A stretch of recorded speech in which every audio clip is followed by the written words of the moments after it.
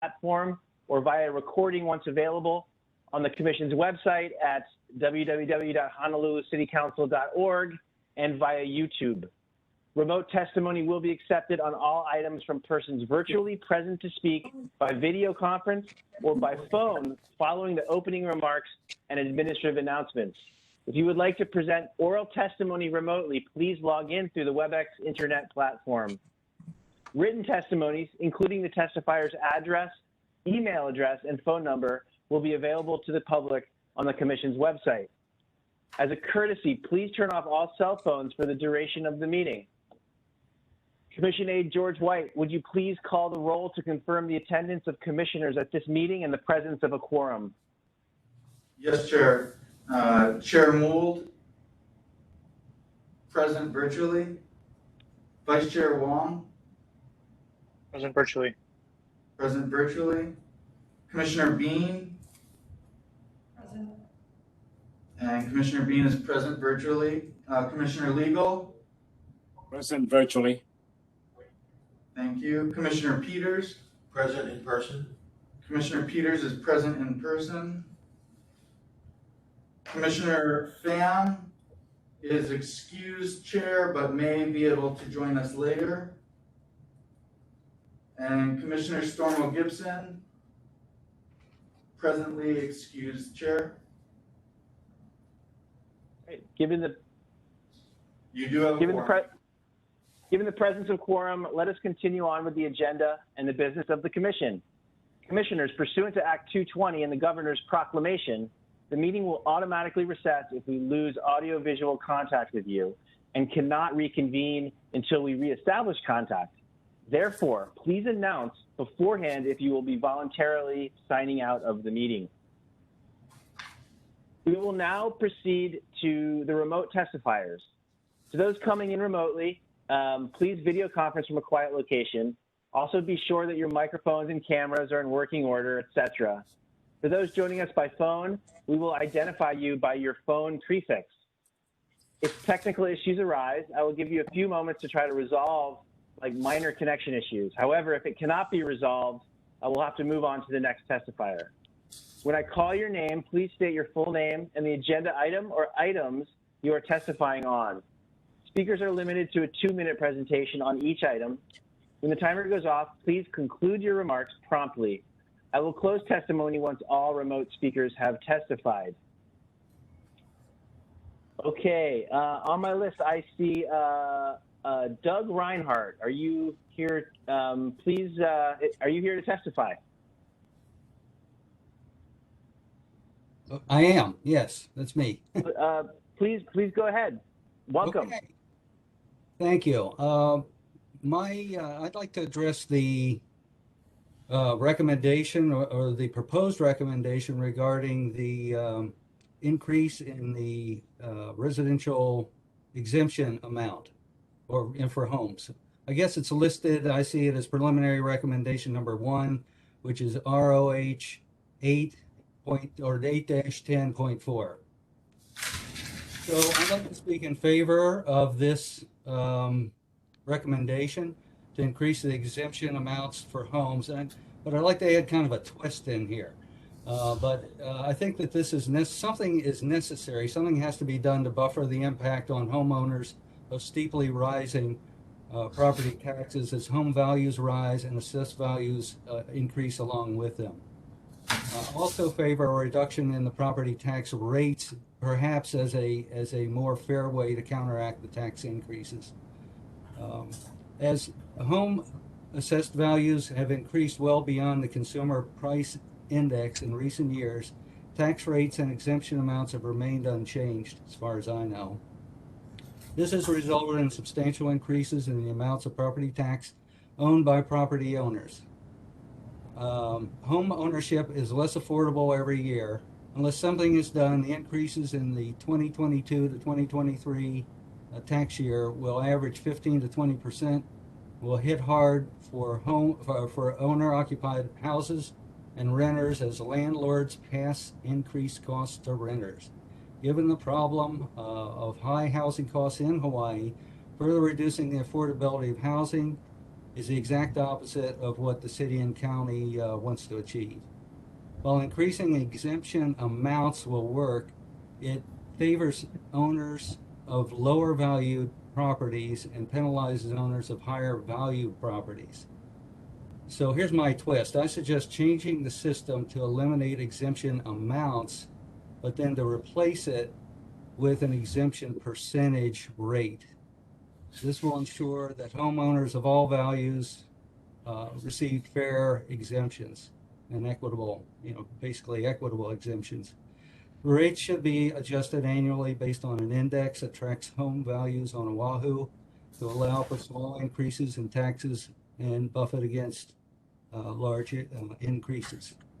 So in closing, I urge the ORPTAC to develop a recommendation to the council to adopt exemption rates for residential and residential A, Tier 1, and Tier 2 to reduce the tax burden on owner-occupied houses and landlords.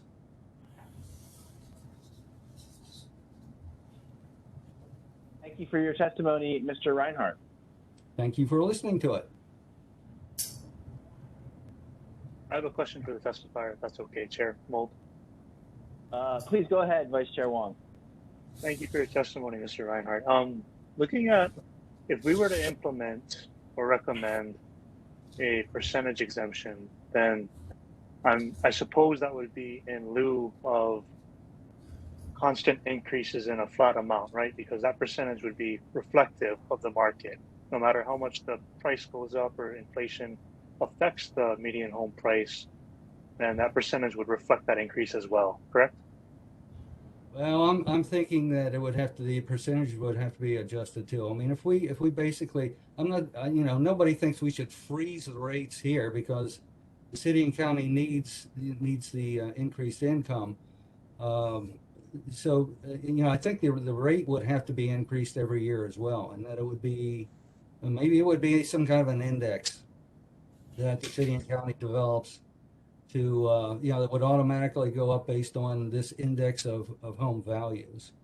But yeah, it would have to be adjusted every year, just like the exemption amount would have to be adjusted if we're looking at trying to, buffer against these, really increased home values and consequently the assessed values. Thank you for that clarification.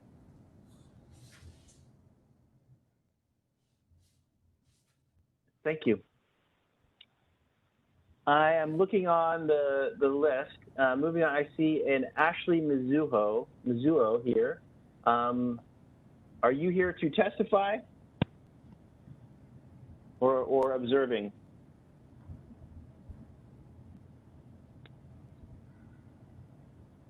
And Chair, I believe Ms. Mizuo is just observing, but I will confirm with her in the chat, but I believe she typically is present just to observe.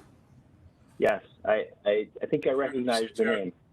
Mr. Chair, this is Jack Legal. Sorry, I just have a clarification from Mr. Reinhardt, if it's okay.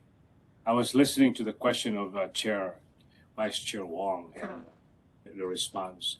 So just a clarification. So you want to set an index, but that index will move up and down. Is that what it is, or? Yes. So it could move up. Well, typically it's going to move up, but it could move down. Okay, but you basically want an index to that for that year. This is the index, and then maybe next year, because of inflation, whatever it is, it can go up or it can go down as well, right?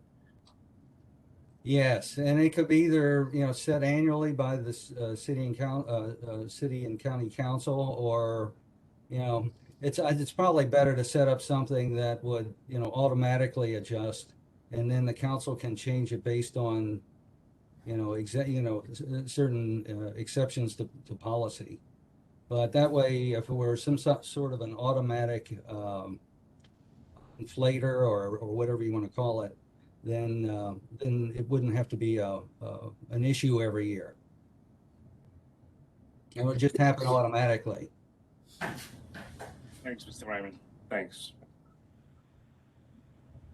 Thank you.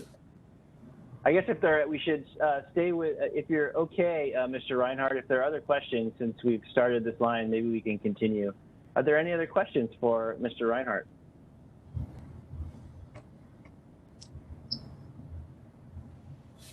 Thank you again for your testimony. Thank you all.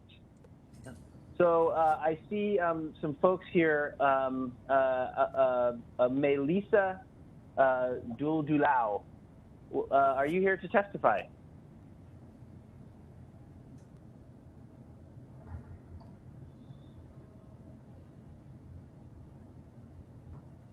Are you on mute?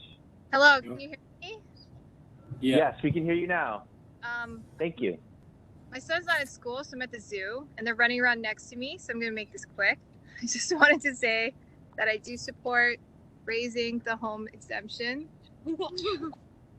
I also submitted written testimony, and I am a credit union member, so I'm not really a fan of getting rid of their exemption. And then the other thing I wanted to test, okay guys, all right, give me a minute.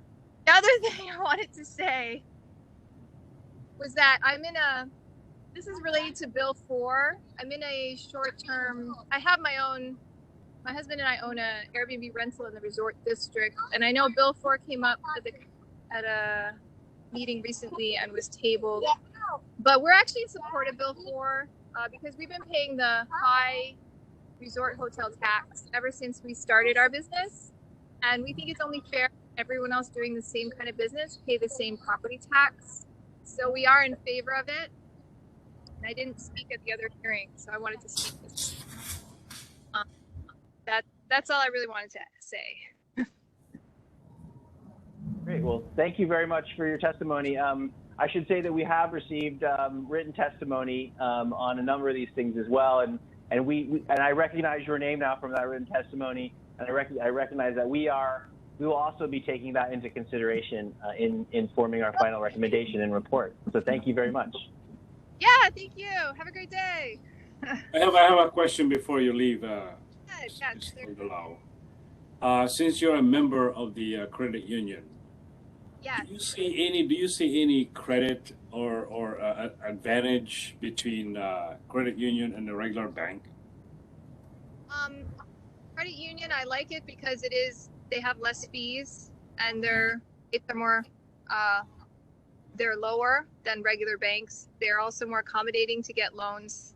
Our loan for our Airbnb business is from a credit union. That's a commercial loan, and that's local loan in Hawaii. And our mortgage is also with a credit union, though they sold it to Fannie Mae, of course. But yeah, we use credit unions a lot. So I mean, if they have more expenses, it'll be passed on to us. Yeah. So that's why I'm not really a fan of it. Okay, thank you.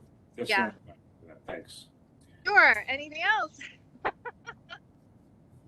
You seem to be working, so. Oh, I am working very hard. It's funny. I didn't know we didn't have school today until like Sunday, and I was like, oh my goodness. But it's all good. I'm glad I could hop on. Thank you very much for your testimony. Yes. We really appreciate you taking the time. Yeah. Have a great day. Aloha. Aloha. So on to the next testifier. I see Nancy T. Nancy T, are you here to provide testimony?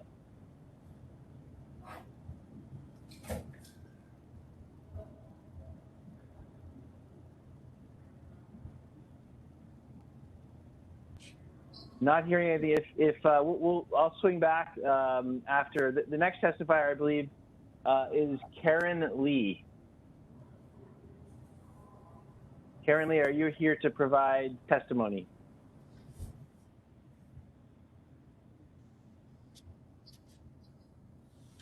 And Chair, I have sent a request for unmuting of Ms. Lee. If we can just give it 1 second.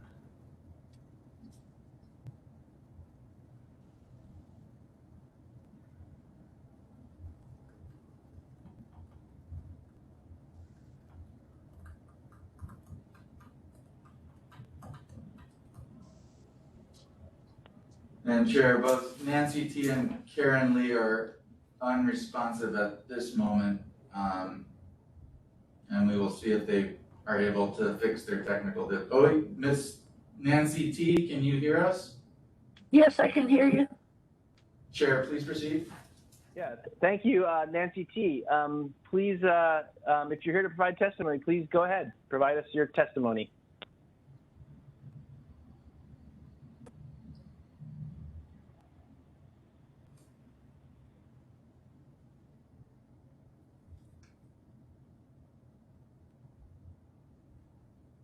Not hearing anything.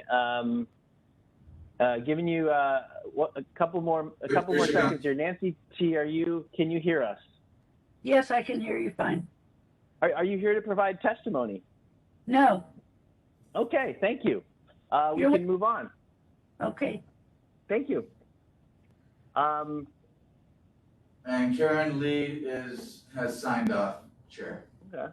I also see that Chair Say has joined us. Chair Say, would you like to make any comments?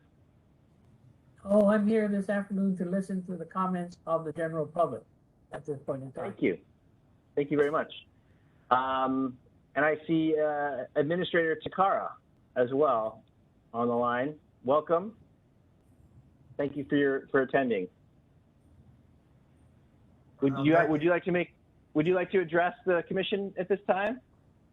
Oh no, just here for any questions or comments or whatever. Thank you. Thank you. Thank you for your attendance. It looks like there are no other testifiers. Can you confirm, Commissioner Aide White, that we have no more testifiers? That is correct, Chair. Can I have a quick add-on, Doug? This is Doug Reinhardt. Absolutely, Mr. Reinhardt. Please proceed. This is very short. I just want to speak in favor of retaining the exemption for nonprofit organizations that are 501c3. I think that includes religious organizations. Is that, I believe, they're classified as such. I know our church has taken a big hit because of COVID and not having to pay, the full amount. I'm the treasurer for the church, so I know what the costs are. Having that exemption that allows us to only pay $300 per property is big. So I would speak in favor of retaining that. Thank you. Thank you.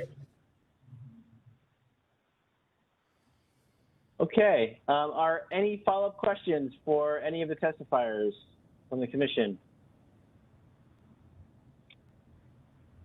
There being no other testifiers and no follow-up questions, testimony is now closed. Again, I should just comment that we did receive some written testimony, and of course we will be reviewing that. That'll be available on the commission website, and we will be reviewing that as we make our recommendation and form our recommendations. So thank you very much. So thank you, members.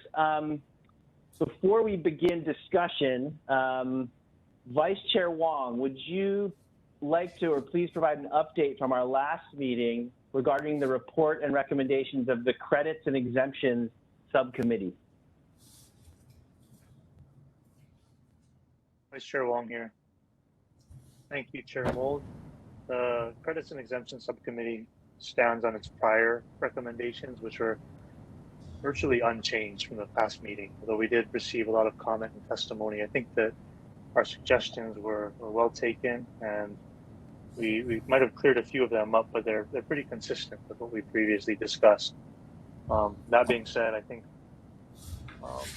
as is with the Credits and Exemptions Subcommittee report that was circulated on February 16, 2022 to the Commission, is a proper representation of the subcommittee's findings. Great. Thank you, Vice Chair Wong.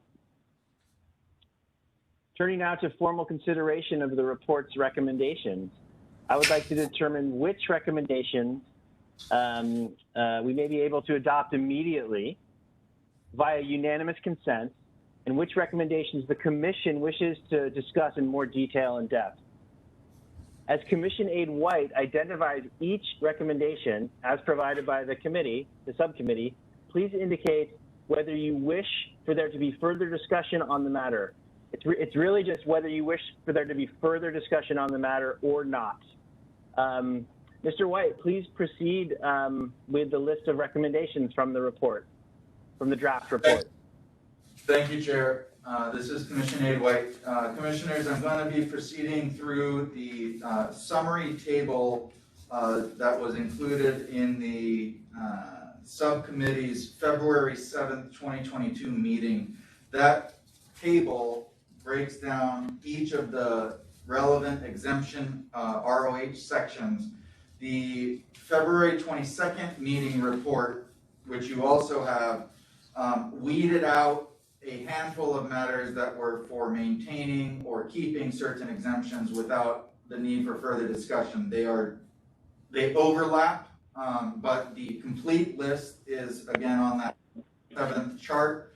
So again, all we are doing right now is to go through each of these exemptions and ascertain whether additional discussion is desired by the commission, any commissioner at all, or if there is no need for further discussion, such as for exemption 10.6, which is for totally disabled veterans, the recommendation of the subcommittee was to maintain.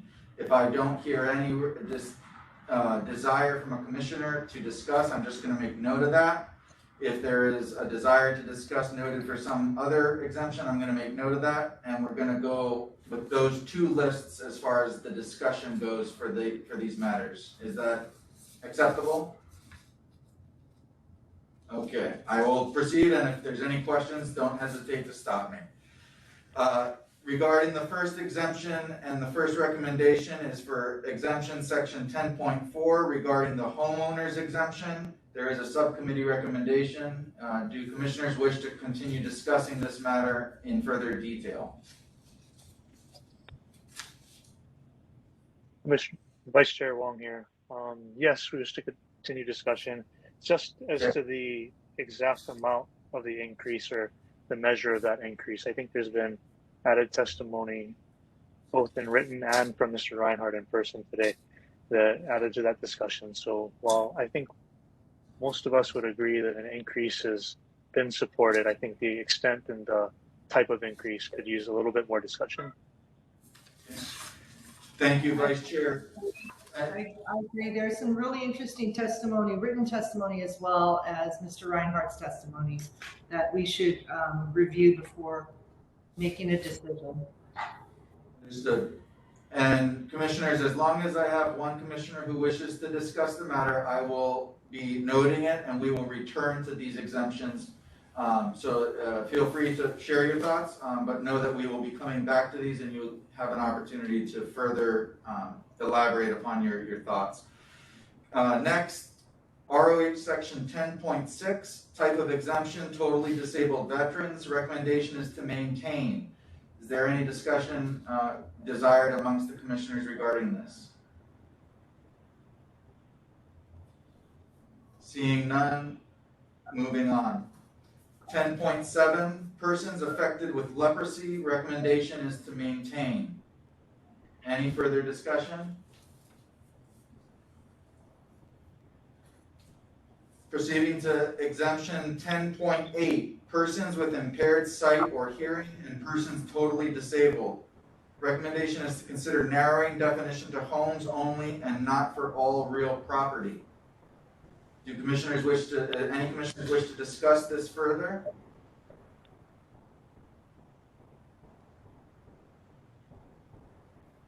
Seeing none. Moving to exemption 10.9, nonprofit medical hospital indemnity association. Recommendation of the subcommittee was to maintain this exemption. Any commissioners wish to discuss this matter further? Seeing none, moving forward. Exemption 10.10 of the ROH for charitable purposes. The subcommittee's recommendation is to define charitable purpose according to the Internal Revenue Service's definition of a 501c3 charitable organization. Do any commissioners wish to discuss this matter further?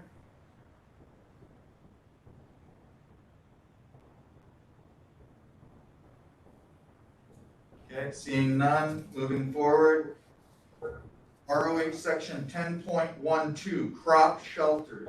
Recommendation of the subcommittee is to repeal this exemption for crop shelters. Any commissioners wish to discuss this further?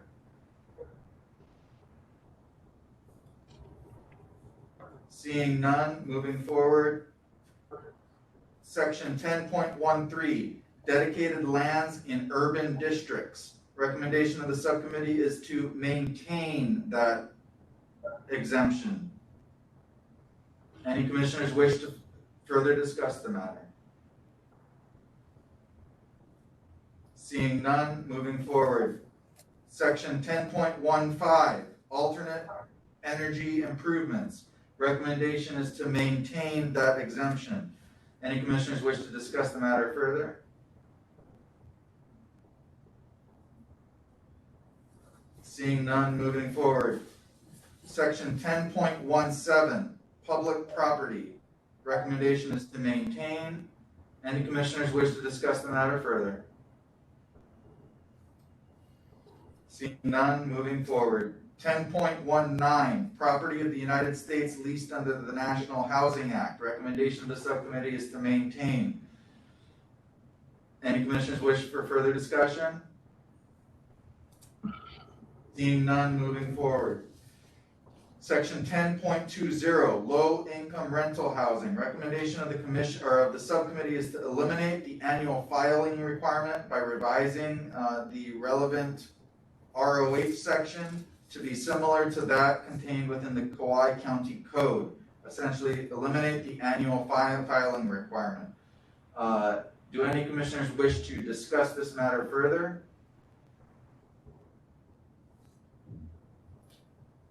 Seeing none, moving forward. Turning to section 10.22, historic residential real property dedicated for preservation. Recommendation of the subcommittee is to readopt the 2019 commission recommendation, and I won't go into too much detail.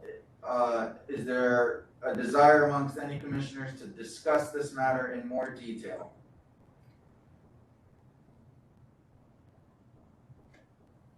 Would the commissioners like me to be more specific regarding the recommendation that their recommendation is to readopt the 2000?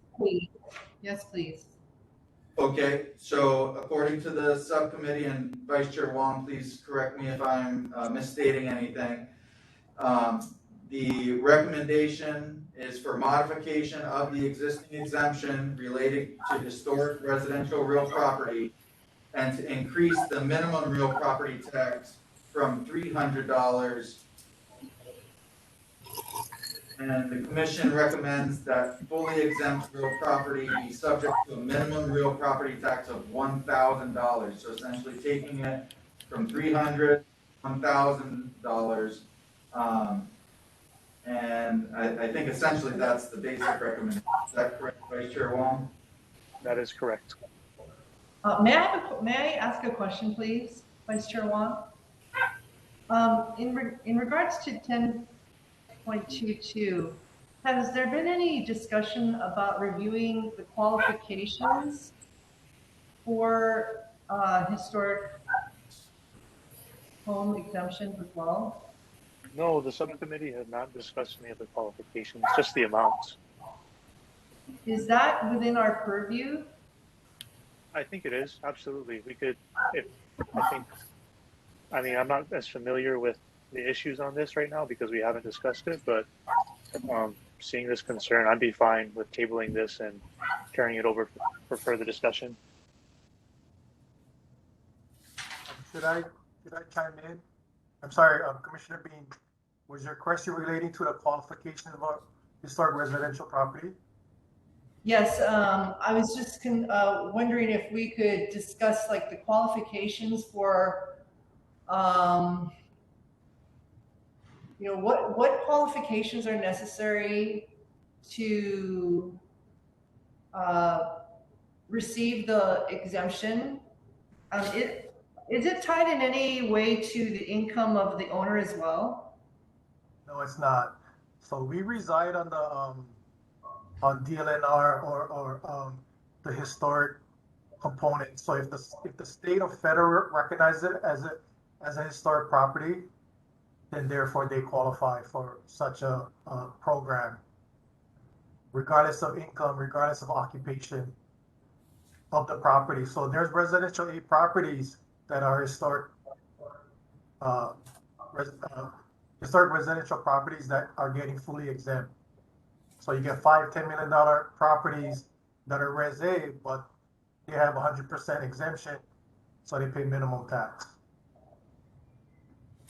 Just to let you know, to answer your question, as far as qualifications of it, we reside on another state agency as far as a historic classification, or if they meet the criteria of a historic property at either the federal or the state level. I just wanted to answer that. Thank you. Okay. Yeah. Could we spend some time on that one as well? Thank you so much. Now, Yes. I noticed that some additional participants have logged on since I closed testimony, and out of an abundance of transparency and participation, I would like to give an opportunity for new folks that have signed on to provide oral testimony if they would like. Do I need to get assent from the commissioners for that, Mr. White? No, you can reopen testimony at your discretion. Yeah. So I'd like to reopen testimony for anyone who's joined the call and would like to provide testimony. Please let us know now. And I thank you. Hi, my name is Wilfredo Tungol. Is it too late to provide Not at all. testimony? Please, Yeah, I provide apologize. testimony. Welcome. I apologize. So I'm a longtime resident of Pro City, homeowner with my wife. We've been here for over 35 years. And normally I don't really pay attention to, the taxes, because I thought, okay, well, they're reasonable. However, this last assessment, our assessment went up 10%, the highest ever in our 35 years here in Pearl City. Now, I just retired. Social Security gives you a 5.9% cost of living allowance. Okay. My understanding, the state will give me 2.5% cost of living allowance next year, or it's this year as a retiree. Okay. And yet the property assessment is up 10%. I mean, I can see if it's like between 4 to 6%. Maybe I can live with that because that's close to all the cost of living, inflation index, and whatnot. So that means this year I'm going to be paying over $360 more, I believe, a year. And to me, I think that's just way too much. I mean, I'm not saying I can't afford it. I can afford it, but it means I have to cut back on something else. So please consider that when you're evaluating whether or not, you should just go ahead and go across the board or whatnot, because certain areas and Palisades is among them. For some reason, all of a sudden we became popular, and the assessment is way above other communities. This is an old neighborhood, 50 years old, and we're not going anywhere, but yet, we're being assessed that much more. So please consider, the communities that will be affected, the people that will be affected, including people like us, who are recently retired. And we thank you for doing your work. I know this is a volunteer work. It's a hard work, and I appreciate it as a resident of Hawaii. But I hope that you will consider, our concern. Mahalo.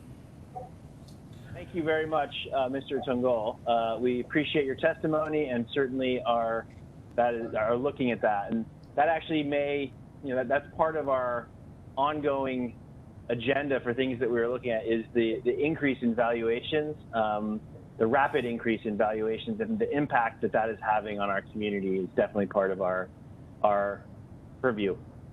Yes. So thank you for your testimony. Do any of the commissioners have follow-up questions for Mr. Tungol? If he would be so kind as to stay on, or? Sure. Thank you. Well, you don't have to, but just if there were some quick follow-up questions. Okay, seeing none. Sorry, one question for the testifier. This is Vice Chair Wong. Mr. Tungol, thank you for your testimony. You discussed how your neighborhood had seen an increase in valuations, and I might be wrong, but it looks like you may have compared that to other neighborhoods. Do you know what other neighborhoods in particular you were comparing that to? Yeah, I believe, how the newspaper shows different community. So my understanding is Eva, Rose City were the ones that had the highest. I believe East Oahu wasn't as high, and the North Shore. My recollection was the North Shore also went up for some reason. I guess a lot of outside people buying those nice ocean properties, but it also went up. I believe close to 10%, if not more. But island-wide, my understanding island-wide was around approximately 8% on the average. I believe 7 or 8%. Don't hold me on that. But I do know that at least for Palisades that the valuation went up quite a bit. And like in my case, like I said, it's or almost 10%. It's like 9.8 something. Okay. Thank you very much for that. Appreciate it. Sure. Thank you for that information. Are there any other new participants who would like to testify? Or otherwise, we can move on to going through the list. Continue on. Yeah. Sure. The only additional testifier is Ms. Stephanie Sakamoto. We did receive written testimony from her on behalf of, I believe, the Hawaii Credit Union League. I have sent a request. Ms. Sakamoto, can you hear us, and do you wish to testify or just monitor the hearing? No, we're just monitoring, but on behalf of the Hawaii Credit Union League, we'll just stand on our written testimony. Thank you. Thank you, Ms. Sakamoto. Okay, with that, we can continue on. Mr. White. Thank you, Chair. We're halfway through that list. Just to confirm where we left off, we had moved item 10.22 related to historic residential real property to the list of further discussion. Turning to 10.23, generic other exemptions, the recommendation of the subcommittee is to maintain. Do any commissioners wish to have any further discussion on that matter? Seeing none, moving forward. 10.24, credit union. The recommendation of the subcommittee is to repeal the exemption. I imagine there may be discussion desired amongst additional commissioners. Any commissioner wish to confirm that? Yeah, Mr. Chair, I'd like to discuss a little bit more the credit unions in light of the written and oral testimony. Thank you, Commissioner Legal. That matter is moved into the further discussion column. Turning to 10.25, slaughterhouses. Recommendation of the subcommittee is to repeal. Any additional discussion desired by any commissioners regarding that recommendation? Seeing none, moving forward. Exemption 10.26, qualifying construction work. Recommendation of the subcommittee is to repeal. Any additional discussion desired by any commissioners? Seeing, hearing none, moving forward. Exemption or section 10.27 related to public service. Recommendation of the subcommittee is to maintain that exemption. Any further discussion desired by any commissioners? Seeing and hearing none, moving forward. 10.28, low income rental housing on Hawaiian homelands. Recommendation of the subcommittee is to maintain. Any further or additional discussion desired by commissioners? Seeing and hearing none, moving forward. Section 10.29, nonprofit organization thrift shops. Essentially, the subcommittee's recommendation is to essentially define nonprofit organization thrift shops, I believe, in the same context as or limiting it to only 501c3 charitable organizations. This relates to section 10.10, which was charitable purposes, and the commission's previous discussion, the subcommittee's recommendation was to define charitable purpose according to the IRS's definition of 501c3. And Vice Chair Wong, you can correct me if I'm wrong, please, but the basic gist of the subcommittee's recommendation would be for any nonprofit organization thrift shop to claim this exemption would have to meet the definition as suggested in 10.10 of charitable purposes by 501c3 standards. That is correct. Commissioners, is there any desire for further discussion related to nonprofit organization thrift shops and the recommendation of the subcommittee to treat them as defined or to define them according to the 501c3 charitable purposes definition? Seeing and hearing none, moving forward. 10.30, historic commercial real property dedicated for preservation. Similarly here, Vice Chair Wong, I believe the same recommendation is as is recommended for residential real property that is dedicated for preservation. It's an increase from $300 to $1,000. Vice Chair Wong, if you can confirm that it is similar to 10.22, and then if there are any commissioners that wish to further discuss this matter as we table 10.22 for further discussion. Mr. Chair, this is Commissioner Jack Legal. Following Commissioner Bean's question on the other historic places, I also want to know if the qualifying process is similar between the residential and the commercial. For them to take advantage of this low tax. Commissioner Aide White, did we agree that we're going to be further discussing the residential historical preservation exemption? We did? Okay. Yes. So thank you. Part of that, yeah. Yep. Okay, thanks.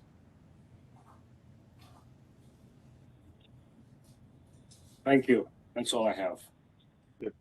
That was also to answer the earlier question from Commissioner Aide White. That was an accurate representation of the recommendation. And I agree with Commissioner Legal that we continue discussion on this along with the residential historical property exemption. Understood. Thank you. It is on the list. Continuing on to 10.31, qualifying agricultural improvements for dedicated vacant agricultural lands. The recommendation of the subcommittee is to repeal. Any commissioners desiring further discussion on this matter? Yes. Commissioner Bean, noted. Moving on, that'll be added to the list for further discussion. 10.32, Kuleana land. The recommendation of the commission or subcommittee is to maintain this exemption. Is there any desire amongst commissioners to further discuss this matter? Seeing and hearing none, moving forward. 10.33, for-profit group child care centers.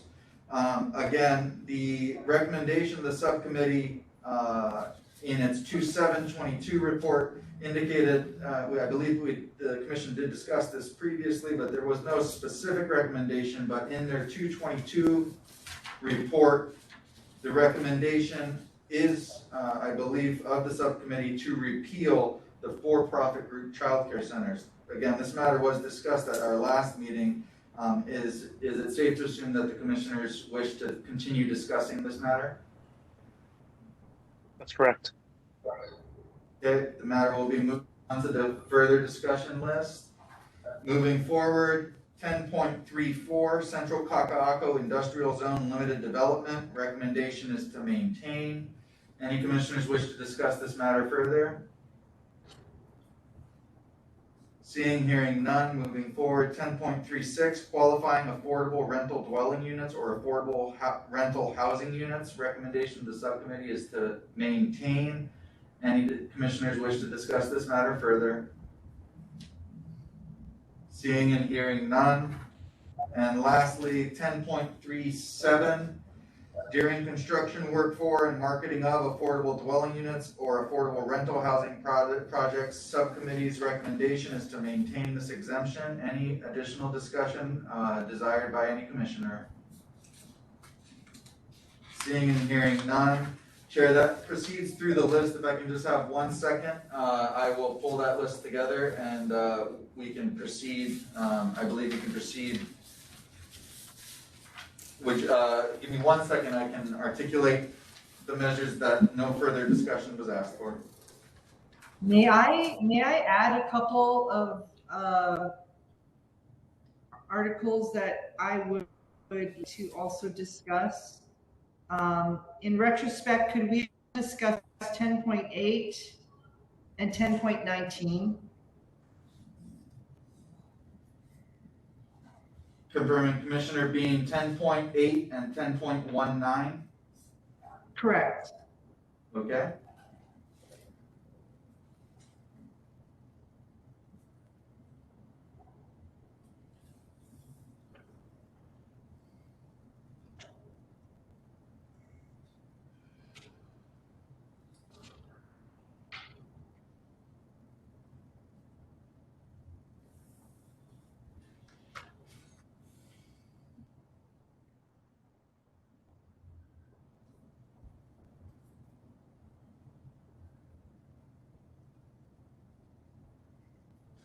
Okay, first, Chair, if I may, or if you'd like, would you like me to identify the measures for further discussion? And then I can go through the list of matters that no commissioners wish to discuss further, and we can see whether unanimous consent is possible on those matters where no further discussion was desired. Please do. Please proceed, Mr. White. So commissioners, as far as the list that I am working off of, matters for further discussion that we will continue discussing and are not subject to any motion that may be made next are 10.4 related to homeowners exemptions, 10.8 as requested by Commissioner Bean, 10.19 as well. 10.8 was persons with impaired sight or hearing. 10.19 is property of the United States leased under the National Housing Act. 10.22, 10.30 are both the historic residential property exemption in recommendation to increase the threshold. 10.24, the credit union exemption. And lastly, 10.31 and 10.33. That is the agricultural improvements and for-profit group child centers. Those are the matters that are on the list for further discussion. Turning to the matters in which commissioners indicated no further discussion was necessary related to the recommendations of the subcommittee.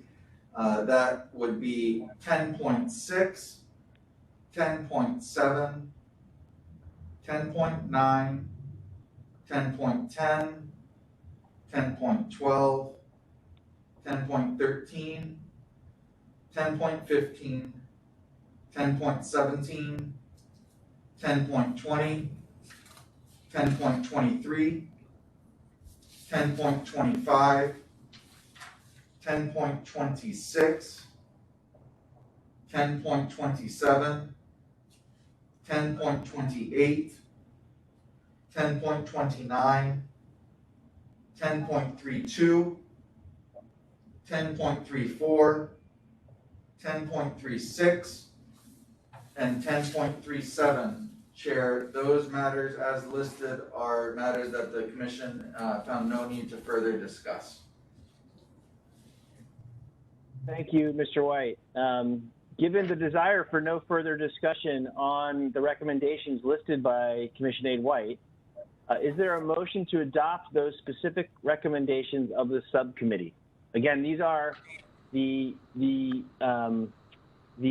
recommendations that for no further discussion. So move. Second. Great. Moved by Commissioner Legal and seconded by Vice Chair Wong, and I believe Commissioner Pham is also present. Great. Any members, any discussion? Welcome, Commissioner Pham. Okay, absent objection to this motion, do we have unanimous consent to approve the specified recommendations from the subcommittee's report as just discussed? Yes. Yes. With No objections, Chair. with unanimous consent, so ordered. Nice work. Thank you, members. Turning to the recommendations for further discussion, Commissioner Aide White will announce each recommendation, and at the end of each discussion, I will ask for a formal motion as to each recommendation and its adoption or amendment. So let us begin, Mr. White, with the recommendations for further discussion, and we'll open it for discussion of each of those at that time. And I should say we've already been discussing some of them, so. There's no need for a final, recommendation yet. There's still more time. I should let the commissioners know to continue a further analysis of some of these discussion items. Thank you, Chair. With regards to the list of further discussion items, I believe 10.4 is obviously the first one on the list, but I believe that is a little bit more of an in-depth conversation. So with the commissioners, if the commissioners are acceptable to it, certain matters may be a quicker conversation, such as 10.8 and 10.19 as requested by Commissioner Bean. If we wish to take 10.8 first, Commissioner Bean, are you okay with discussing exemption 10.8?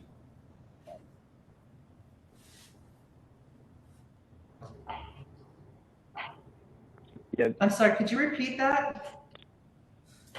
10.4 is first on the list, but it's a little bit more of a detailed conversation, I think, amongst you all. So if 10.8 or 10.19, which you mentioned you wish to discuss, we can tackle those first and then proceed with the others. But if you're ready to discuss 10.8 or 10.19, would you like to take those first? Yeah, basically, I just have questions regarding 10.8. Are we prepared to discuss it now? Okay. We can discuss it. We can discuss it now, or we can defer to further discussion if we need to consider it more. I mean, it's not a must to make a decision on it at this time. Okay, I mean, since we have Commissioner Pham on board now, maybe we can just answer a couple questions in regards to this. So my question was, this exemption was given to persons with impaired sight or hearing disabilities in regards to both their residential homes and to their real property. Do you know what the rationale for that was, for giving the exemption to both?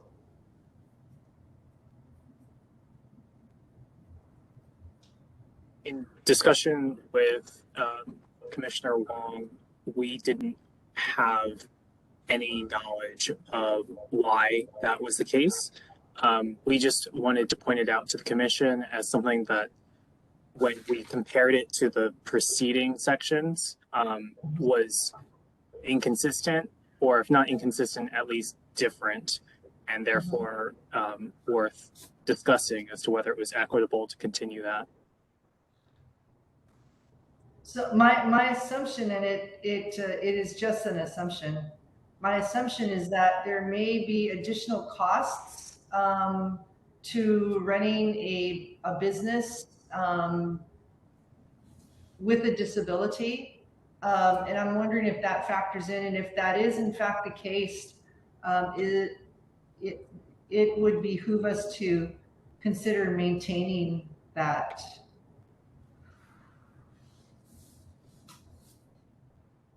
Mr. Chair, this Yes. is Mr. Legal. It's also possible that this other real property are investments.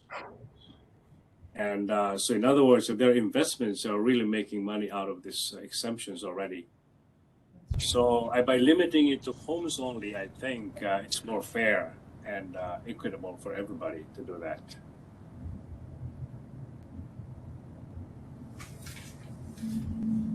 And that's a good point, Commissioner Legal.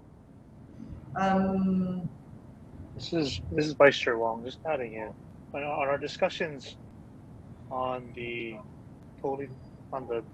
blind and hearing impaired exemption. We focused on the distinction between that and the disabled veterans exemption, which is only limited to real property used for a residence. Because of that, because a veteran could also be, incurring additional costs for their businesses, but not able to receive an exemption for that if they weren't totally blind under the relevant section. And it just appeared more consistent to revise the language that way. There was also the concern among the subcommittee that this could be used as, not a loophole, but it could be used as a way to circumvent taxes by depositing property with somebody who qualified for the exemption, and therefore having businesses run through them and being eligible for that exemption, even though they weren't totally owned or bona fide properties owned by them.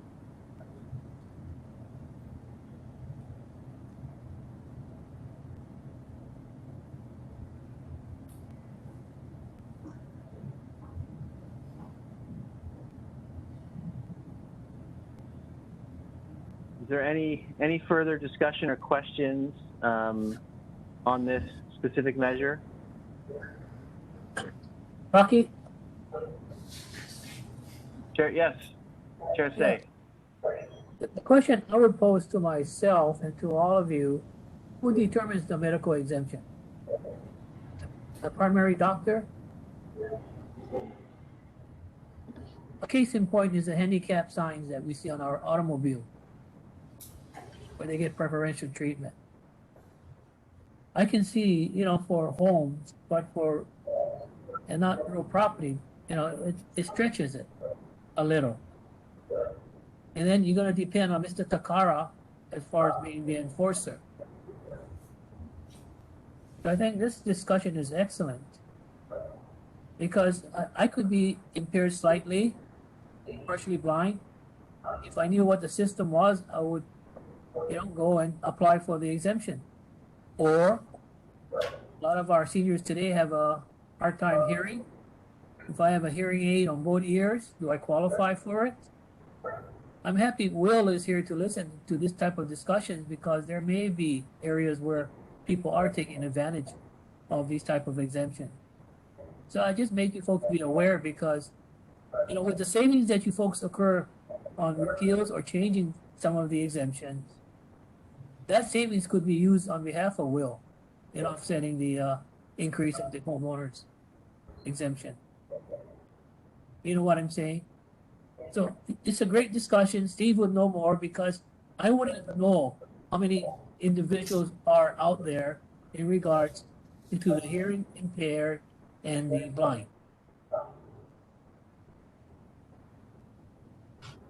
Thank you. Thank you, Chair Say. Well, perhaps Administrator Takara, do you have any context or information on how this exemption is determined?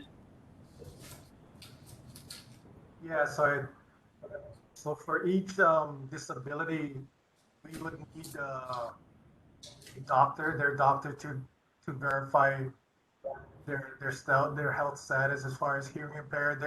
There's decibel readings, and as far as the sight, there's requirements or thresholds that they need to reach to be able to qualify for this exemption. So again, we were going to rely on the doctor's, I guess, affidavit vouching for that condition of their patient to qualify for such an exemption. So that's across the board as far as any disability or impairment. You know, as far as the total disability, the veteran's disability, you know, sight as well as hearing. What I'm trying to open up or get is the, I think Budget Chair Singh was kind of alluding to it as far as how many. Chair Singh, we're asking about how many in such programs, or we can get that later to you, or what's happening? Administrator Takara, this is Vice Chair Wong. I think the pertinent question, and we didn't have this information on hand because we only had the number of exemptions claimed in our data. But I think the pertinent question here is how many exemptions are claimed on non-residential properties. So if it's ag, if it's commercial, anything like yeah. I was wondering if you had that. No, it's very rare that it's a non-residential property. Okay. And then I could see an instance where, you know, a business where if it's a primary business that's a place of employment that this individual goes to and works out of, like maybe that would warrant this as well. So there's other sort of complications. Thank you for the question, Chair Say, and for the information, Administrator Takara. Hey, Rocky, there's one more point. I think there's an organization called the Blind Vendors Organization. Have you heard of it? Association? They may have a listing. They may have a listing, and you know, there was a lot before in the past at the airport or at the state capitol. I don't know about Honolulu Holly, but these blind vendors do get I would say a very good discount in regards to maybe their lease rent, but they don't own the real property. So my point is, those that are on private property, would they qualify? I believe so. Okay. Thank you for that additional information, Chair Say. I'm sorry, I gotta go check, but I don't think it restricts to residential properties, to follow up on Vice Chair Wong's question or statement, and I think your question as well. I don't recall it, but I can check as you guys continue to discuss. I don't believe it restricts to the type of property, but let me go check. Administrator, I believe we have the ordinance. I believe the Vice Chair and subcommittee did look at it. That is the issue at hand for the subcommittee, is whether to limit it to residential real property, because as it stands, I believe based on what Vice Chair Wong indicated, that it does not, it applies across the board. But you are indicating, we do have your breakdown of number of count of exemptions for that specific code section, but your kind of general knowledge and experience with this is that there is, at least to confirm for the commission, is that most of these exemptions are not being requested for commercial or non-residential properties. It's mostly residential properties. Correct. And thank you for that clarification. Vice Chair Wong, is that accurate? Yes, that is accurate. Thank you. Any further questions or discussion?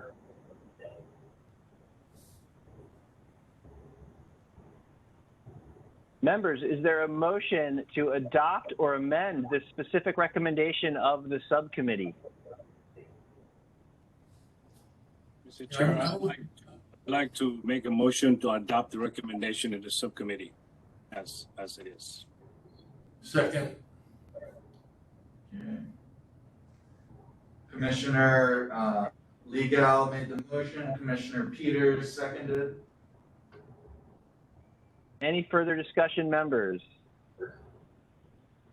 Absent objection to this motion, do we have unanimous consent to approve this recommendation as just discussed? No objection. With unanimous consent, so ordered. Chair, Thank you, members. Go ahead, Mr. White. Please continue. Turning now to exemption 10.19, that is property of the United States leased under the National Housing Act. The recommendation of the subcommittee was to maintain. I believe, Commissioner Bean, did you have any matters related to that you wish to discuss further?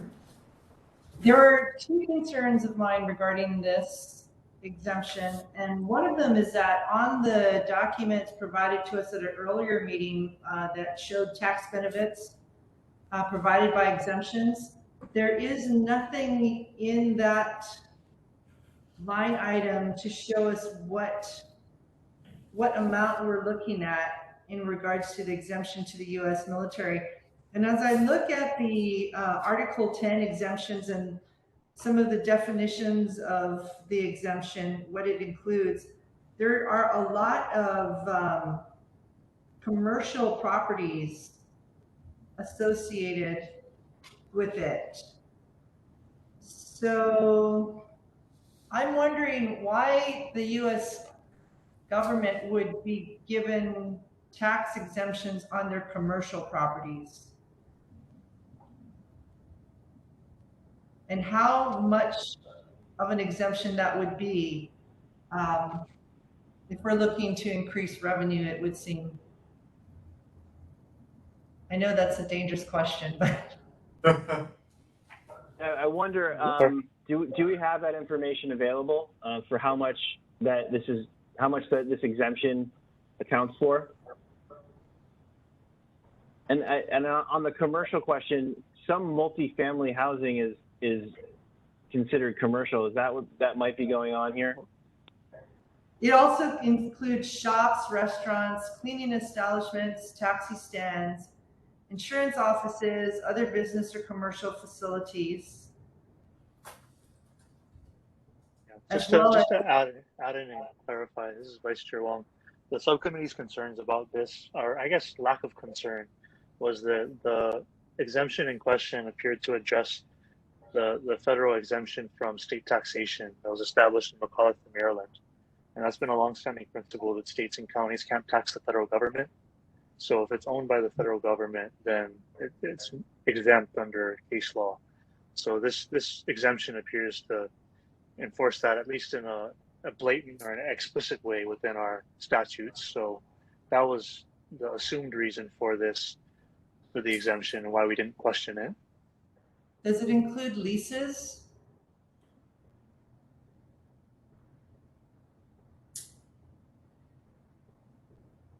Second. Does anyone know whether that includes leases? This exemption includes leases, but I'm wondering if so you were saying if it's owned by the federal government, but does that also include if it's leased by the federal government? Right. So if it's leased from the federal government, then this is consistent with the current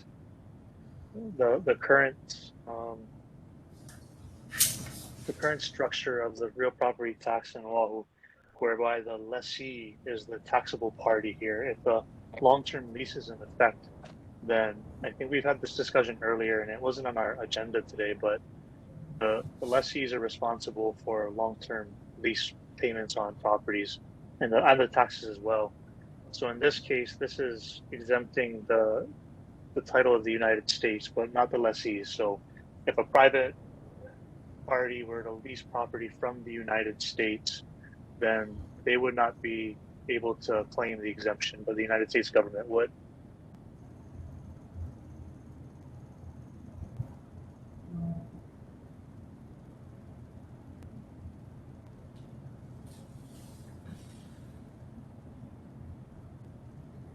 You know, my concerns is because we had discussed, and you would know best, Mr. Wong, that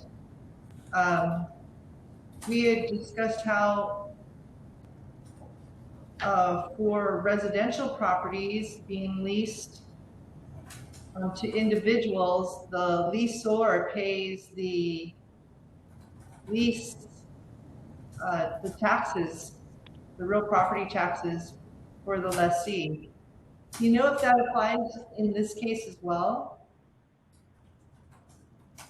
That would be consistent, right? That would apply here as well, except this exemption would apply to the property of the United States. So the federal government's share.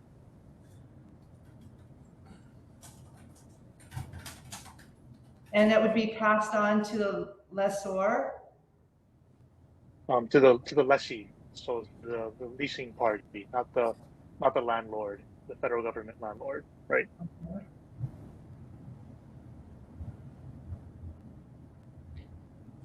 So yeah, so the situation here, are you asking Commissioner Bean whether this is if it's a federal entity leasing land from another entity, is that the exemption we're getting here, or is it the other way around, where it's a private lessee leasing property from the federal government that by sort of gets a pass-through exemption because of the federal exemption? Is that kind of what you're asking? Actually, both. I'm Yes. just trying to understand this. It just seems that, I mean, I understand wanting to be consistent.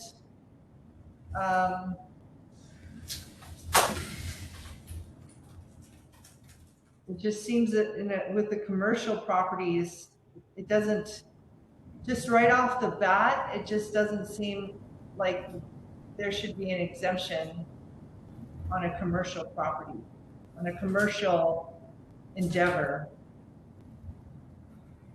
Right.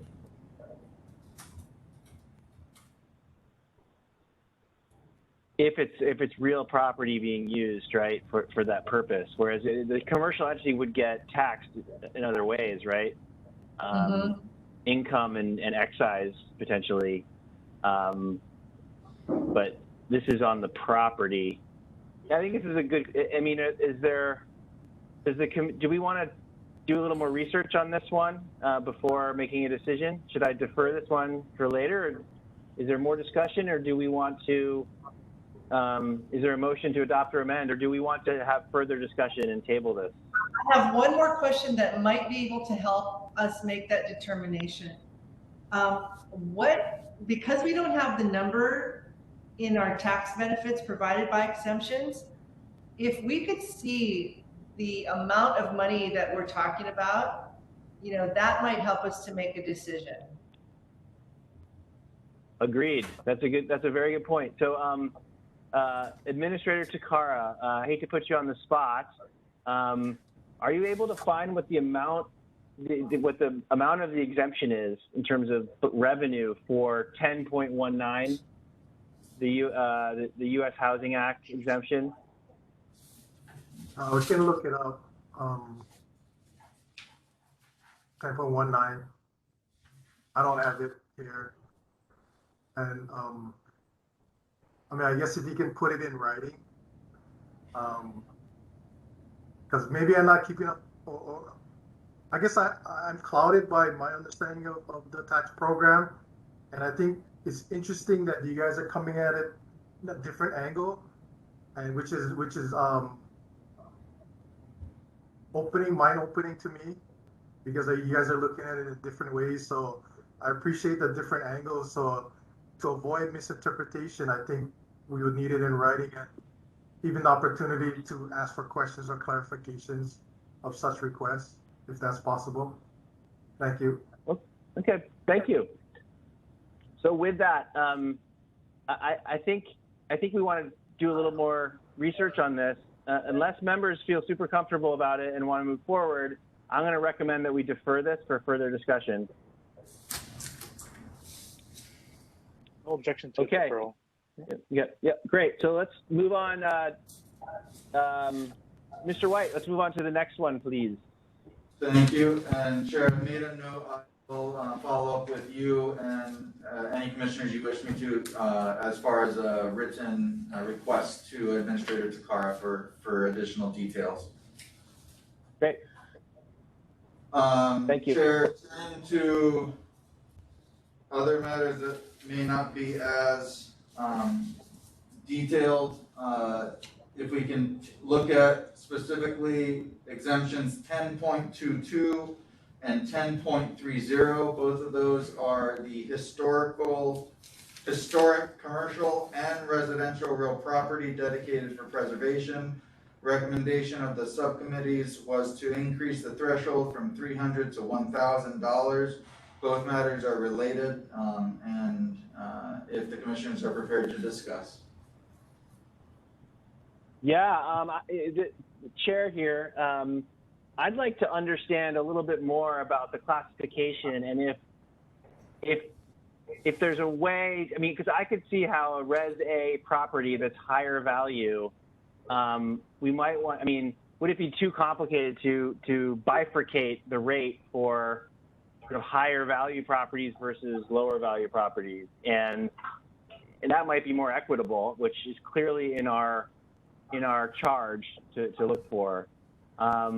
So I would like to do a little bit more research on this one, and try to get an understanding of the breakdown of the valuations. But I do think at a minimum, I think we want to raise that threshold. At a minimum, I think it'd be a good idea to raise that threshold. But also, I mean, maybe more information is warranted here. Any other comments from commissioners or questions or reactions to that? So number one, I think I want to understand the intention of this, of offering the exemption. And then number two, how often do we audit whether those properties are actually, making themselves available for viewing by the public or having access by the public? Because I think those are some of the requirements for the properties. And if the intention is to ensure that these properties are being upkept, and so we're going to give an exemption so that it makes it more affordable, I agree with Chair in regards to the higher end properties. I mean, I can think of one or two off the top of my head that are historic homes, and rightly so. But I really don't think that the owners of those properties are in need of an exemption. I mean, if there's going to be if we're going to repeal any exemptions, I mean, I would imagine that those types of owners would not be adversely affected by a repeal of that. So bifurcating is a great idea. That's a terrific idea. I should say that doesn't mean it's not complicated, because how do you determine the cutoff and all that stuff is for discussion. But do we feel like we want to have further discussion on this item and table it for further discussion and research? I would. Chair, I saw, Mr. Takara's hand up. So I mean, just for information purposes. So the other idea was, I think you guys have it at a flat $1,000 or whatever threshold. The other idea in previous commissions had it where it was a percentage up to 50%, similar to the commercial, they pay 50%. So you guys can kind of look at that, a percentage versus a flat tax amount of flat minimum. The other thing too is that, the whole purpose was, to ensure that the community can appreciate historic homes and the, Hawaii's past and stuff like that. So, at least I think two other commissions previous, when council tried to pass this similar type initiative, it was faced with a lot of resistance from the property owners as far as preserving and that the sweat equity and the intrinsic value of these properties. So I'm just sharing some of the things that we experienced previously. Thank you for listening. Yeah, thank you. Appreciate the additional information, Mr. Takara. I think, Mr. Chair, this is Jack Legal.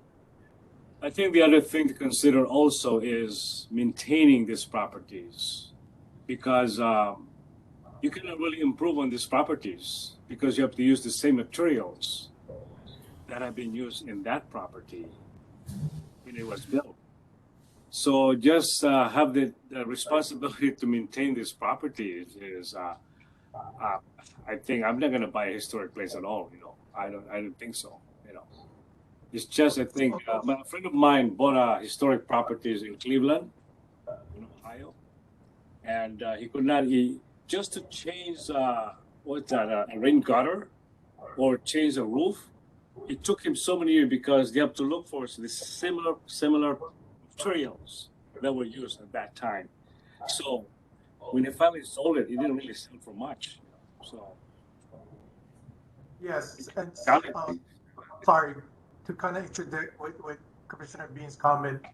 So we have compliance specialists that go out. So part of it, which even Commissioner Legal was talking about, as far as one of the criteria to maintain this dedication or exemption is the average condition.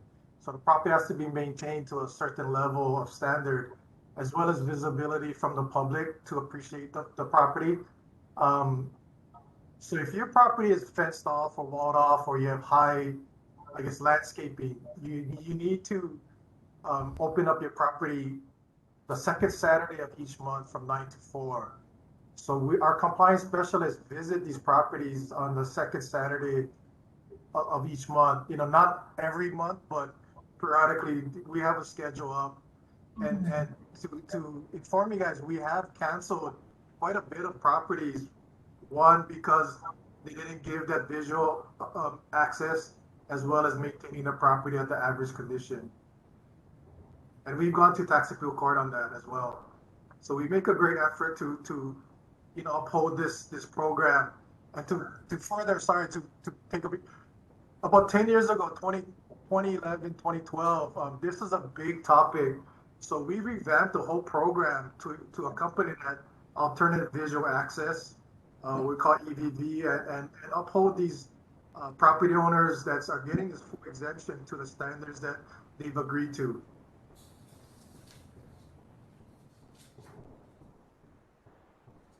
Thank you. Thanks.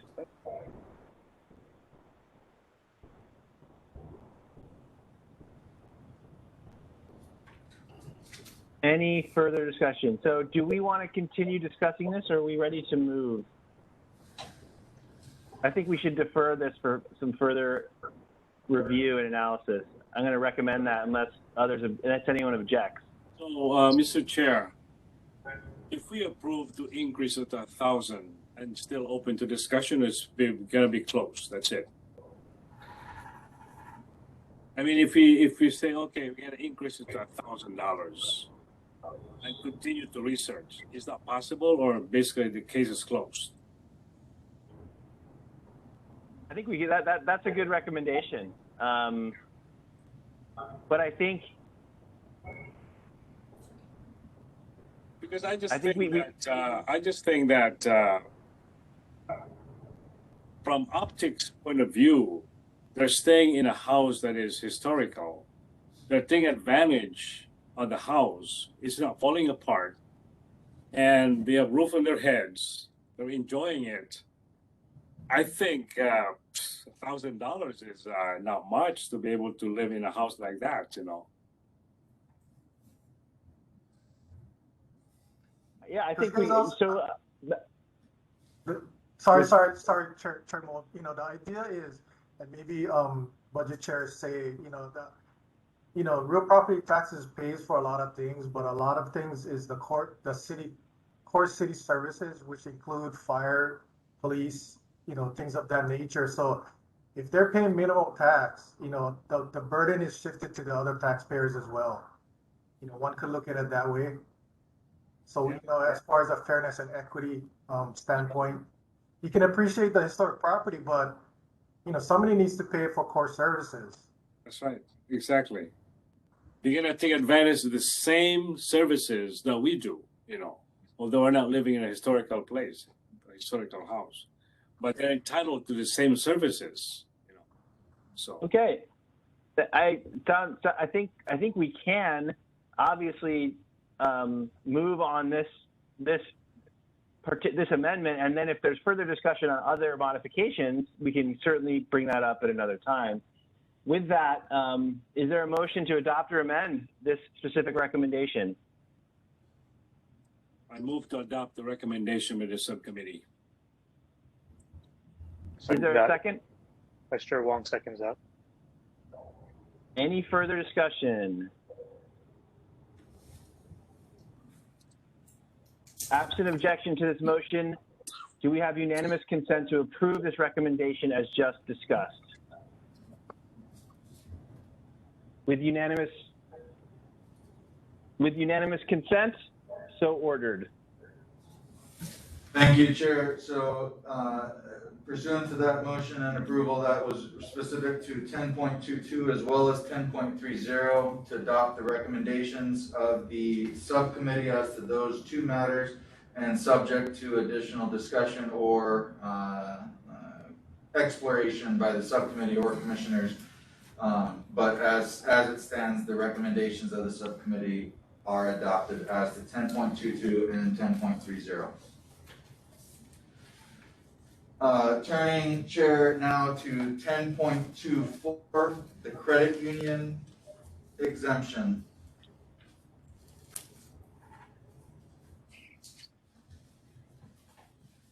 Mr. Chair, the reason why I'd like to have a little bit more discussion on this credit union exemption is because of what we have heard oral testimony as well as written testimony. I specifically asked if the benefits that they initially was given to their members are still in force. It seems to me it is still. I'm a member of 2 credit unions, and I think some of you are too. And, but my decision and my discussion is not really affected by that just because I'm a member of a credit union. But it seems to me that they're still living up to their mission of helping members during the Depression and also helping the members during the COVID-19 pandemic, you know. So that's just I want more discussion on this one. I'm inclined to agree with you, Commissioner Legal, and I'm going to recommend we defer this for further discussion. Yes. Any objections to deferring it for further discussion? No. No objection. Okay, great. Let's move on to the next one, Mr. White. Turning to the top of the list, we only have 3 left, Commissioners, and the most meaty of them is 10.4 regarding the homeowners exemption. Did we already discuss 10.31? No, 10.31 and 10.33 are the last 2, but 10.4, I believe we still have individuals on the call that are interested in the Commission's discussion related to the homeowners exemption. Yeah, so this is Chair Mold. Similar to further discussion, I think we have some more work to do on the homeowners exemption before we can move on this recommendation. I think clearly, you know, an increase of some kind seems to be the majority opinion of testimony and, you know, opinions that I've heard. But I think there's also, you know, there's simply, you know, a step increase. But we've also heard recommendations for indexing and or having a pro rata percentage, you know, tied to the value of the home. And me, I don't know if we're ready as a commission to make that decision yet. So similar to prior, I think maybe we should have further discussion on this one.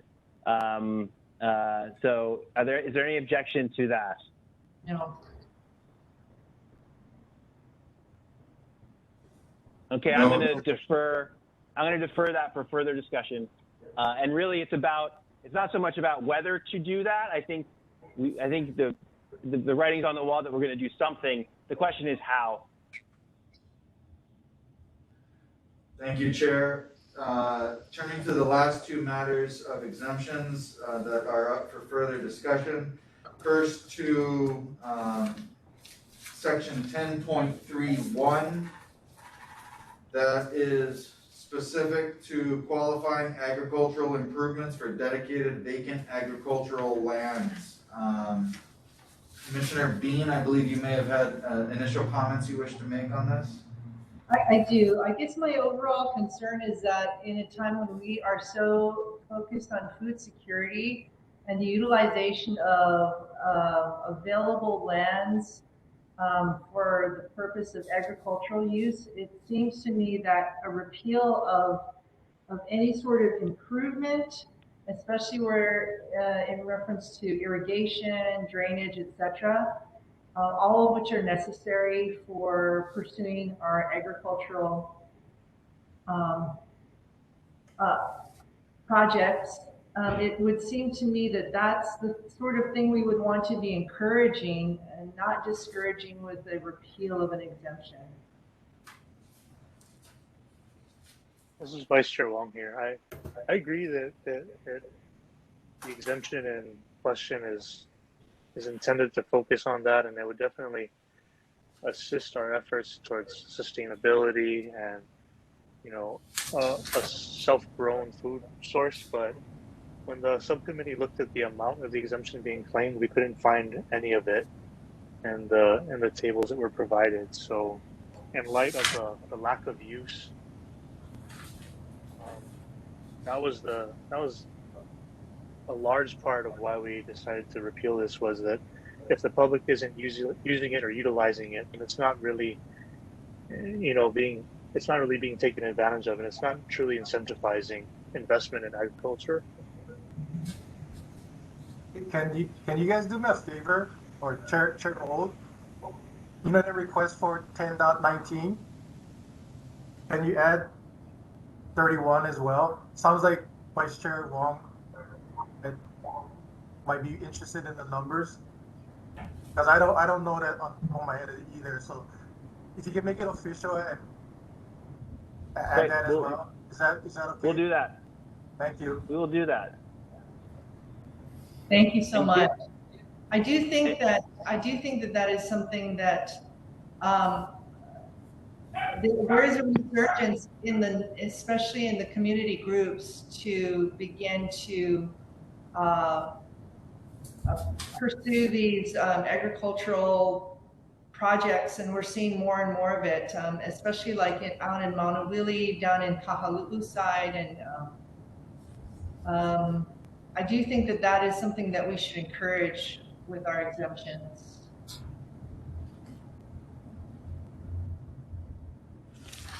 Thank you. So I think we're going to defer decision on this one for a little bit more discussion. You know, and really with you know the spirit of you know, moving these lands to be used for agricultural purposes, and that any exemption or benefit that they get would be you know aligned with those priorities as well, because those could contribute to equity and efficiency. Thank you. Any objections to deferring that one too for further discussion? Okay. Thank Thanks you, to all Chair. the great questions. I noted in the notes, as Administrator Takara asked, for 10.31 as well as 10.19 related to federal property. I will confirm with Vice Chair Wong, but in our communication to RPAD, I believe the figures we are working off of are based off of the RPAD presentation at the beginning of the commission, and both 10.19 and 10.31 have no noted exemptions used or exemption valuation or tax benefit, but we will confirm in writing, Administrator Takara, to make sure that you are able to give us a definitive response on those two matters. Turning last to 10.33, this is specific to for-profit group child care centers. This is the last matter up for discussion. Members, any discussion? This is Vice Chair Wong. Just as a summary of our prior discussion, in the subcommittee, Commissioner Pham and I disagreed on this. I understand the sentiment that if you're operating a for-profit group child care center, that you're operating a business and that you should contribute in some way, shape, or form to the funding of city and county services that accompany that property. But I think that the law is clear that it was established because of a shortage of child care centers on Oahu, and that it acknowledged that yes, even if you operate as a for-profit entity, the shortage is so severe that the legislature saw that there was a sufficient enough need to justify a further incentive, even if that included giving people an additional carrot by allowing them to operate with a for-profit child care center. So I think that the purpose is being carried out at this point, and there's no need to change it. Although I do understand the opposing viewpoint that was proffered by Commissioner Pham in our subcommittee meetings and any other discussion that would be provided here. Commissioner Pham. Yep, I think Commissioner Wong is describing that accurately. One thing I'd like to add to the discussion today is whenever I was reflecting on this with the affordable housing section, in which there is an exemption for affordable housing, but those units that get the exemption, those properties that get the exemption, are regulated and their rents are controlled. Whereas with this, it's not like the exemption yields any regulatory agreement that says that the childcare is going to be done at an affordable rate, or it's something that is more affordable. Yes, it does open up more space and therefore greater capacity in the county. And I think if that's a goal and we could compare that to the exemption with affordable housing, then I can see it being worthy. But I can also see that difference in that with affordable housing, there is that control with the regulatory agreement, whereas this doesn't have that same impact on the consumer.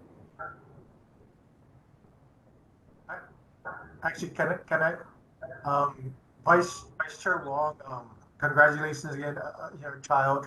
So, have you looked at childcare in this way, or you have a babysitter, or I just wondering what's the comparison for nonprofit childcare versus for-profit as far as their fees or expenses? Right. You or anybody?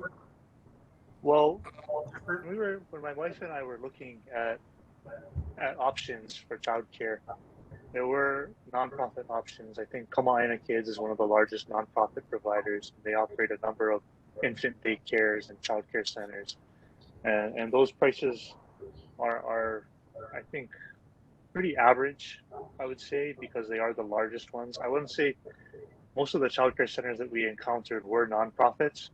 The for-profit childcare centers that we did look at were those being run out of private homes.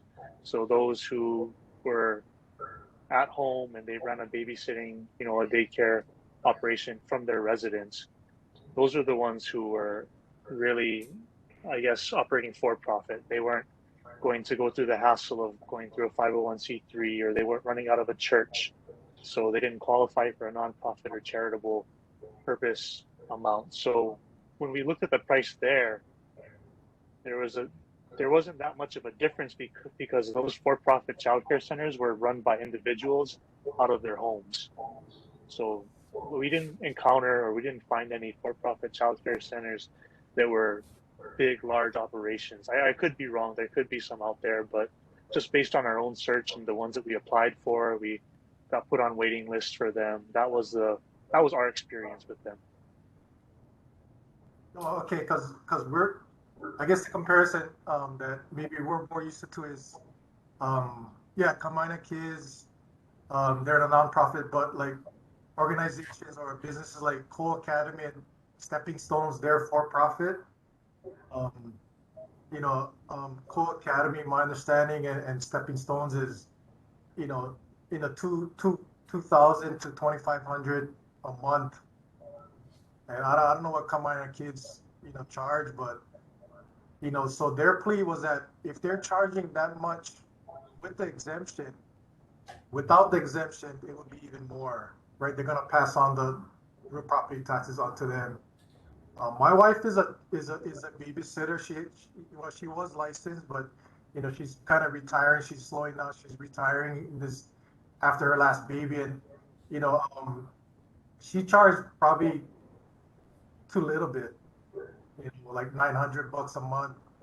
When her counterparts were like in 1,000 or $1,500 per child. But so just the pushback that the city county received the last go around with this repeal of for-profit, the room was full. The room was full. The testimony in opposition was high, and they was just basically saying that they're going to pass it on to the family, to the families and stuff. And so the families were testifying in opposition and scared of this repeal as well. So again, I'm just sharing what we experienced before, and not to oppose anything. I'm just sharing comments. Thank you. Thank you for that history, Mr. Takara. Appreciate it. Mr. Chair, just a clarification from Commissioner Pham. Talk about regulation. I don't know if I understand you right, like comparing affordable and for-profit childcare. This for-profit childcare are also regulated, right? I mean, they don't just operate on their own, are they? Yes, what I'm referring to is with the county's affordable housing exemption, that it cites a regulatory agreement, and in that regulatory agreement, that also sets the prices. Whereas with this exemption for-profit childcare, there's nothing that offers a set on the price. So even speaking to the historical reference from Administrator Takara, and that families, pack city council to talk about how it's going to affect them, it's because the property tax would end up being passed on to them. But in the situation of affordable housing's exemption and the regulatory agreements with the state, that wouldn't happen if something were removed there, because you have that price fix. So based on that historical testimony, the concern of the public really seems to be, is my childcare cost going to be higher because of this? But if you were to institute something like an agreement on price here associated with the for-profit childcare exemption, then maybe there's a compromise here to be had, because that would therefore not affect the families, but it also gives some greater justification similar to what we see with the affordable housing requirement. All right, so I think, thank you. I think we're not ready for an up or down vote on this recommendation yet. So I'm gonna move that we defer this for a little bit more research, and potentially, I'm hearing a potential compromise recommendation from Vice Chair Wong and Commissioner Pham. Agree. Okay, So let's, are those all of the recommendations, Mr. White? Chair, that is all of the recommendations. You all successfully made it through the list, and all that remains for further discussion, follow up with RPAD or commissioner's requests is 10.19,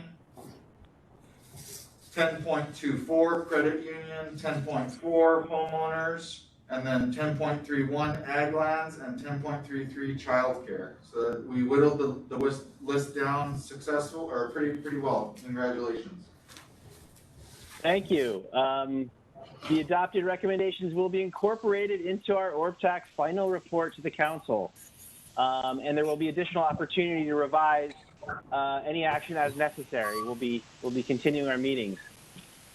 Turning now to the remaining objectives of the commission and our timeline through the end of April 2022. Based on our prior discussions, we have additional areas of focus.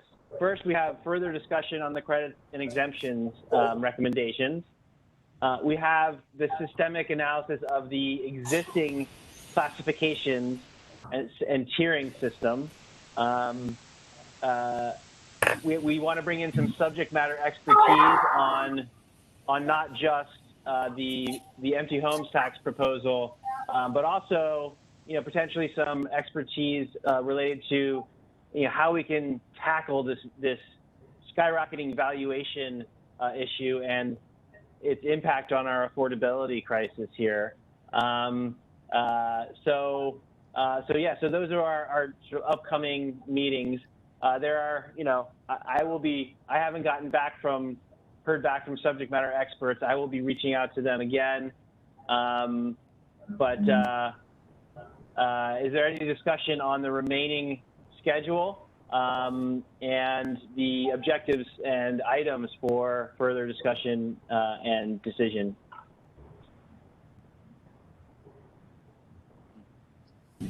Chair Mould, may I just say one more thing regarding the homeowners exemption? Please proceed. Yeah, I didn't quite make a recommendation or suggestion, but I think it's only fair.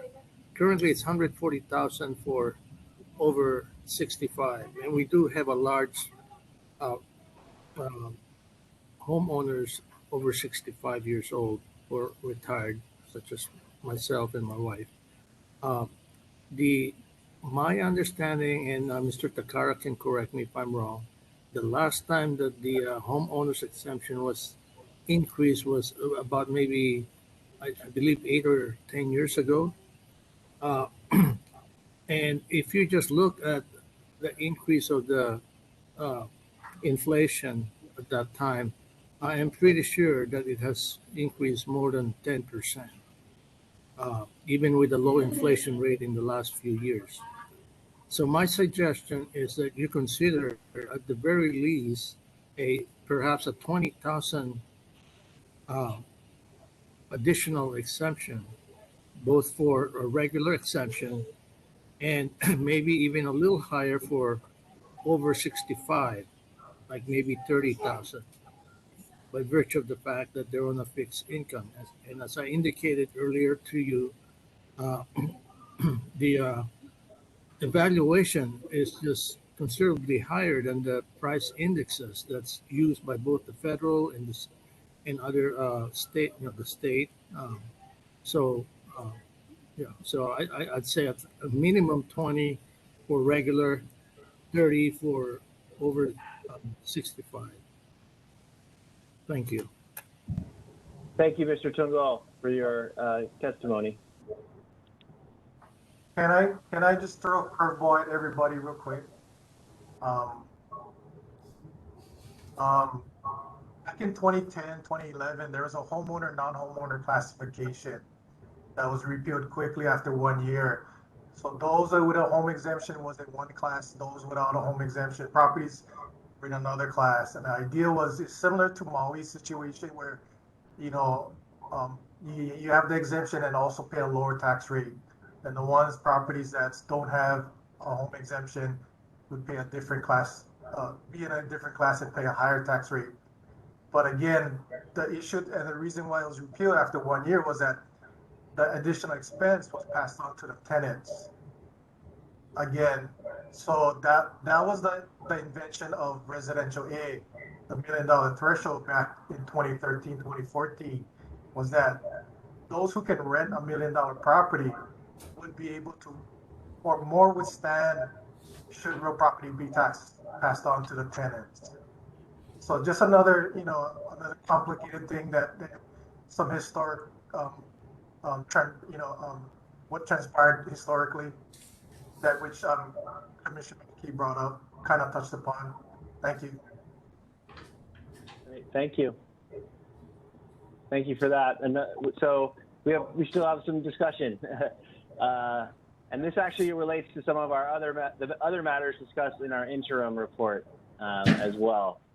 Because we're trying to tackle this affordability and issue, which is being exacerbated by this increasing valuation. Okay, moving on to the next item. Commissioner White, would you please update the commission regarding pending real property tax related measures currently before council? Yes, Chair. Commissioners, I did provide you electronically a updated, I guess a supplement to the prior matrix that laid out pending matters related to real property tax before the council, and I'll come up close, but this is in your email. This document, and it's just one page, and I will briefly go through it just to touch upon it. These matters that are included on this supplemented page, it's one single page that goes on top of all the two other pages from months ago, because these are the updated measures from late 2021 and early 2022 that touch upon the work of the commission. So specifically, Bill 3 from 2022 touches upon valuation, and it specifies that notices of assessment shall set forth an explanation in clear and descriptive language of the valuation, including the market data approach factor, cost approach factors utilized to calculate the valuation. That is in line with certain matters that were discussed in your interim report. Bill 4 2022 is a classification matter. It's related in some respect to the timeshare and TVU issue, limiting the exceptions to hotel and resort classification for timeshare condos and transient vacation units. Essentially removing exceptions such that if a timeshare or condo or TVU was or is what it is, then they're going to be classified as hotel and resort. That matter is currently in the budget committee. Similarly, Bill 6 related to valuation, also a matter that touches upon issues articulated in the commission's interim report. It requires the director of BFS to provide particularized information on city websites, on the city website, to educate and fully inform the public about the valuation and appeals processes. Also important to note that there is a additional provision in Bill 6 that allows for the income approach to be specifically used as appropriate for real property classified as commercial, industrial, or hotel and resort. I believe Vice Chair Wong is familiar with that specific provision. Bill 7, 2022 is a matter related to exemptions, and the matter that we discussed earlier today, 10.4, related to exemptions. It removes a specific dollar threshold and requires annual review of the threshold to be adjustable and tied to inflation by the director of the budget of Department of Budget and Fiscal Services. It sets $100,000 as the base. Again, this is just a matter that was proposed by Councilmember Fukunaga. It has been introduced and is sitting in the budget committee. But again, like the discussion the commission had today, This is just one option, and I believe the commission is exploring various options, whether it be tied to an index, setting a threshold, or whatnot. So again, Bill 7 is just one iteration or one approach. Bill 9, 2022 is the commission's empty homes tax proposal that was submitted in your interim report. There are two key differences in the empty homes, or in Bill 9. One is specific to the definition of empty homes, and two is the placement of revenues from the tax itself. Those matters will be more fully discussed at the chair's discretion, and should Bill 9 be set for a committee hearing. At this point, the matter is pending and sitting with the budget committee with no hearing scheduled. The last two matters are from 2021, both of which you are familiar with, or actually may not. Bill 42 was the highlighted in the press release for today's commission meeting, specific to credits and exemptions in an effort to bolster public response and have the public chime in on relevant credits and exemptions, and whether they should be repealed, kept, changed, or whatnot. So again, Bill 42, 2021 was a matter introduced by Budget Chair Say. We believe for the purposes of discussion and to generate discussion, and ideally for the commission to have additional public input in its recommendations for its final report. And lastly, Bill 49, 2021. This appears to be a peel off or a bifurcation, if you will, of the transient accommodation bill that the council is currently undergoing extensive hearings regarding. Essentially, it pulled out the real property tax related matters and created Bill 49, which essentially created a vacant residential classification. But again, that matter has been introduced for discussion but have not been set for hearing. So if there are any questions, feel free to let me know now or via email. But those are the matters that are currently active and pending that are in addition to the matters previously briefed the commission on. Thank you, Commission Aide White. Are we just going to keep with that list? Are you going to go through the other list that you provided, or I think for the sake of time, we might want to move on to scheduling our next meeting. Sounds good. Yeah, so just commissioners, I would just encourage you to look at the other table that Mr. White provided to us that has other bills on it from prior years that are relevant.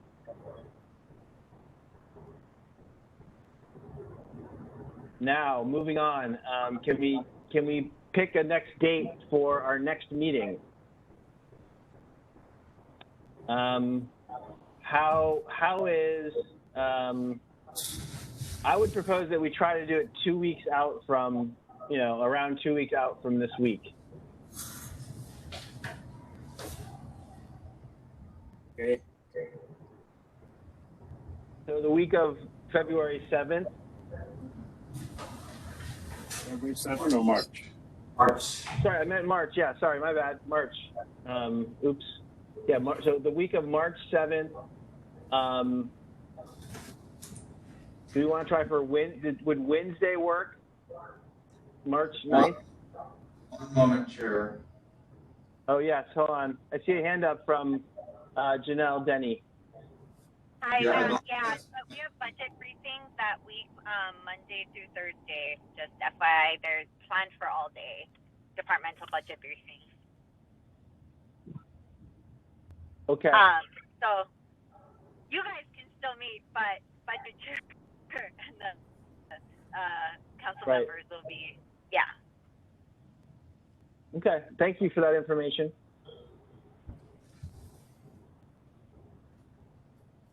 So do we want to try for 3 weeks, the week of March 14th? I can't do the 16th. And I cannot do the 17th. 7 is St. Patrick's Day. How about 14? How about Monday, March 14th at 2 p.m. Hawaii Standard Time for our next meeting? And in the meantime, I would encourage subcommittee to meet on the credit exemption. I'll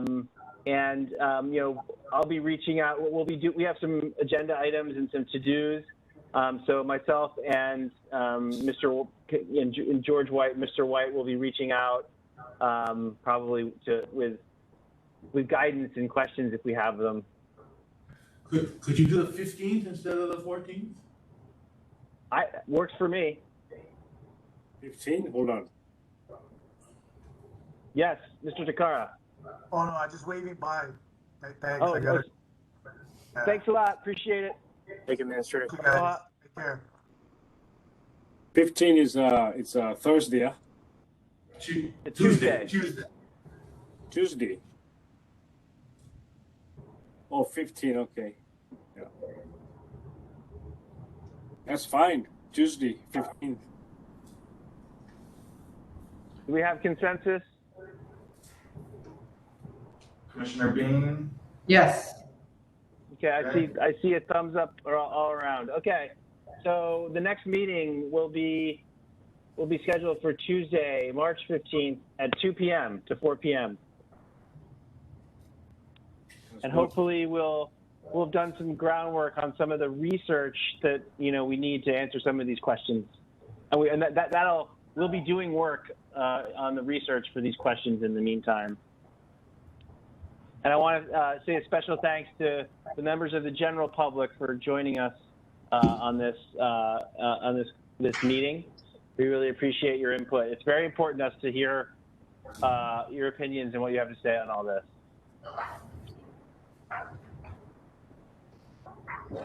Okay. Are we good to go, Commissioner Aide White? Good to go, March 15th at 2 p.m. next meeting. And we'll be in touch, you and me, and also you'll be in touch with certain commissioners regarding setting of that agenda. Perfect. Thank you. There being no further business today, is there a motion to adjourn? Yeah, motion to adjourn. Second. Third.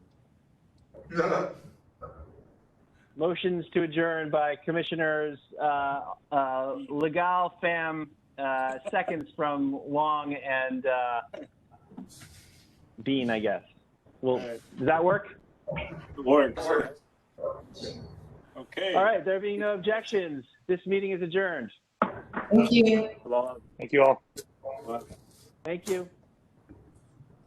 George, I think you were reading my mind, so.